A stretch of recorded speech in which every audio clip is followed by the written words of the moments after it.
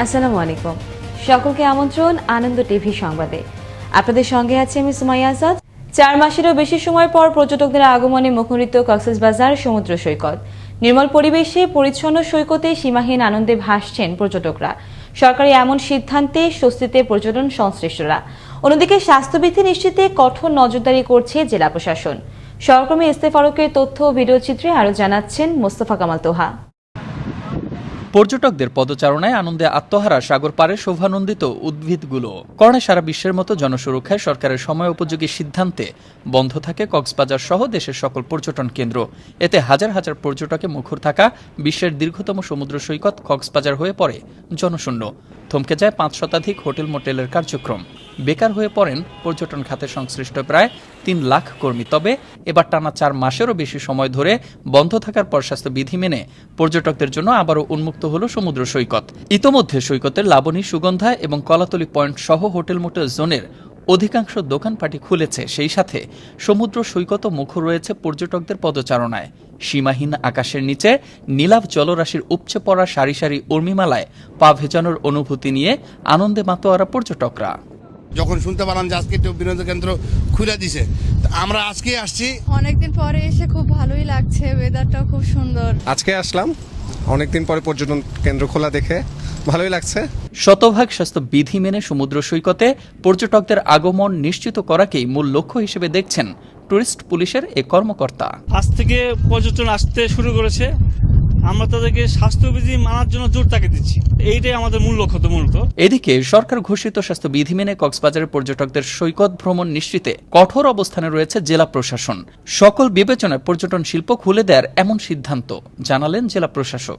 পর্যটন ঘনিষ্ঠ যে জায়গাগুলো, সেগুলোতে তো সামাজিক দূরত্ব মেনটেন করা, মাস্ক পরিধান করা, স্বাস্থ্যবিধি মানবার যে বাধ্যবাধকতা, সেটা তো আমরা সকলেই বুঝি যে আরো বেশি জরুরি, আরো বেশি অত্যাবশ্যক। করোনাকালে দীর্ঘ সময় ঘরবন্দি থাকা মানুষগুলো একটু স্বস্তির নিঃশ্বাস ফেলতে প্রকৃতির টানে ছুটে আসবে পর্যটন নগরী কক্সবাজারে। আর পর্যটকদের পদচারণায় এভাবেই মুখরিত থাকবে সমুদ্র সৈকত, এমনটাই প্রত্যাশা পর্যটন সংশ্লিষ্টদের। মোস্তফা কামাল তোহা, আনন্দ টিভি, ন্যাশনাল ডেস্ক।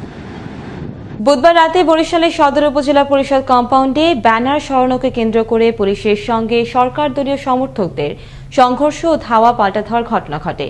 বিক্ষুব্ধ নেতাকর্মীরা উপজেলা নির্বাহী কর্মকর্তার বাসভবনে গেলে সেখানে তাদের উপর ফাঁকা গুলি ও লাঠিচার্জ করে ছত্রভঙ্গ করে দেয় আইনশৃঙ্খলা বাহিনীর সদস্যরা। এ সময় বরিশাল সিটি কর্পোরেশনের মেয়র শেরনিয়াবাদ সাদিক আবদুল্লাহ সহ আহত হন অন্তত 20 জন। এদিকে ইউএনওর ওপর হামলার ঘটনায় গ্রেফতার করা হয় 13 জনকে। নিহত হয়েছে সন্তান, বিচার চাইতে গেলেন পিতা। অতঃপর বিচারকরাই পিটিয়ে হত্যা করলেন হতভাগ্য পিতা আশরাফুলকে। এই ঘটনা গাজীপুর সিটি কর্পোরেশনের 22 নম্বর ওয়ার্ডের বাহাদুরপুর এলাকার। স্থানীয় বিচারকদের কাছে তার ছেলে হত্যার বিচার দাবি করে আসছিলেন পিতা আশরাফুল। বিচারকরা বিচার না করে কালক্ষেপণ করায় বুধবার আবারও স্থানীয় একই বিচারকদের কাছে গেলে বিচারকরা ক্ষিপ্ত হয়ে আশরাফুলকে মারধর করলে ঘটনাস্থলে মৃত্যুর কোলে ঢলে পড়েন পিতা আশরাফুল।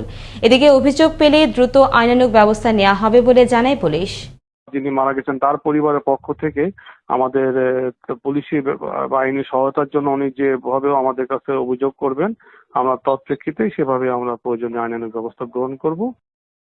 বৃহস্পতিবার সকালে সাভারের হেমায়তপুর থেকে প্রায় 87 লক্ষ টাকা মূল্যমানের 870 গ্রাম হেরোইন সহ 3 মাদক কারবারিকে গ্রেফতার করে র্যাব 4। এ সময় জব্দ করা হয় 5টি মোবাইল সেট ও মাদক বিক্রি নগদ 22,590 টাকা। বৃহস্পতিবার দুপুরে এক প্রেস বিজ্ঞপ্তিতে এই তথ্য নিশ্চিত করেন র্যাব 4-এর অধিনায়ক মোসাম্মেল হক। পদ্মা এবং আড়িয়ালখা সহ সকল নদ নদীর পানি বৃদ্ধি পাওয়ায় মাদারীপুরের বিভিন্ন গ্রামে দেখা দেয় তীব্র নদী ভাঙন। সম্প্রতি শিক্ষা ও ধর্মীয় প্রতিষ্ঠান, বসতবাড়ি সহ কয়েক একর ফসলি জমি বিলীন হয় নদীগর্ভে। এদিকে বৃহস্পতিবার সকালে ভাঙন কবলিত এলাকা পরিদর্শন শেষে সহযোগিতার আশ্বাস দেয় জেলা প্রশাসন। ফাস্টফুড প্রেমীদের জন্য এবার যাত্রা শুরু করল নতুন retail chain shop fry bucket. Fried chicken সহ বিভিন্ন ধরনের মজাদার খাবার নিয়ে এই ব্র্যান্ডটি এনেছে দেশের শীর্ষস্থানীয় খাদ্যপণ্য প্রতিষ্ঠান প্রাণ গ্রুপ। বৃহস্পতিবার ফ্রাই বাকেটের প্রথম শোরুমটি চালু করা হয় রাজধানী ধানমন্ডিতে। দুপুর 12টায় 7 মসজিদ রোডের নীলু স্কয়ারে শোরুমটির উদ্বোধন করেন প্রাণ গ্রুপের ব্যবস্থাপনা পরিচালক ইলিয়াস মৃধা।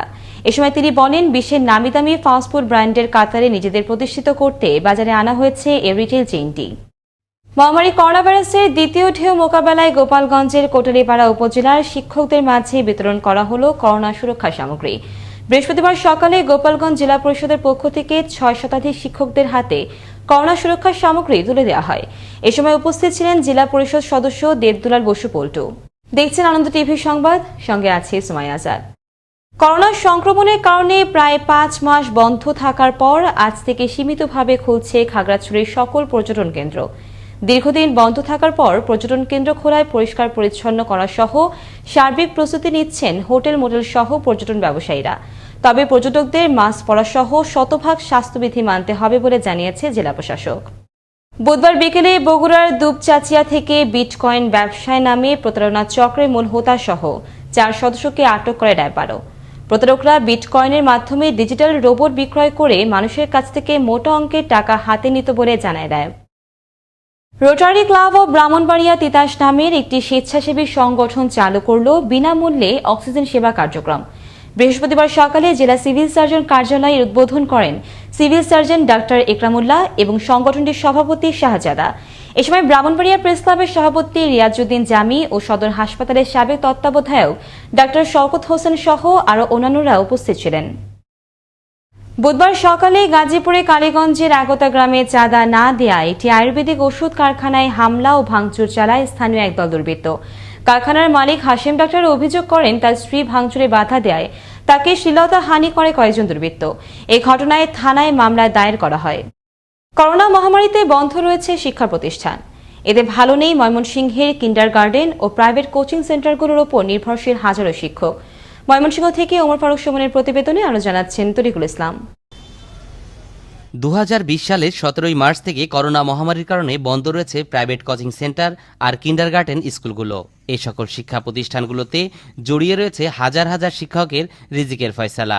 সরকারি চাকরি সোনার হরিণ বিধায় উচ্চশিক্ষিত হয়েও বেকার হাজার হাজার যুবক। এই সকল শিক্ষিত বেকার যুবকরা জীবিকার তাগিদে নিজেদের প্রাইভেট কোচিং সেন্টার পরিচালনা করে আসছেন, ব্যবস্থা করছেন দুমুঠো ডাল ভাতের। দীর্ঘদিন বন্ধ থাকার কারণে এখন আমাদের অবস্থা অনেক করুণ, চলার মতো কোনো অবস্থাই নাই। কোচিংয়ের সাথে সম্পর্ক, প্রাইভেট টিউশনি করে তারা সংসার পরিচালনা করে, তার জন্য খুবই কষ্টদায়ক। লজ্জাবোধ থেকেই লজ্জায় হাত পাতেন না কারো কাছে। অপরদিকে প্রণোদনা বা কোনো ধরনের সুযোগ সুবিধা না পাওয়ায় হতাশ এই সংশ্লিষ্ট শিক্ষকবৃন্দরা। এখন পর্যন্ত আমরা ওই ধরনের কোনো পদক্ষেপ সরকারিভাবেও পাই নাই, স্থানীয়ভাবেও কারো কাছ থেকে কোনো সহযোগিতা আমরা পাই নাই। আমরা একাধিকবার উপজেলা প্রশাসনের সাথে যোগাযোগ করেছি, সাক্ষাৎ করেছি, কথা বলেছি, কিন্তু আমরা তাদের কাছ থেকে কোনো আশ্বাস পাইনি।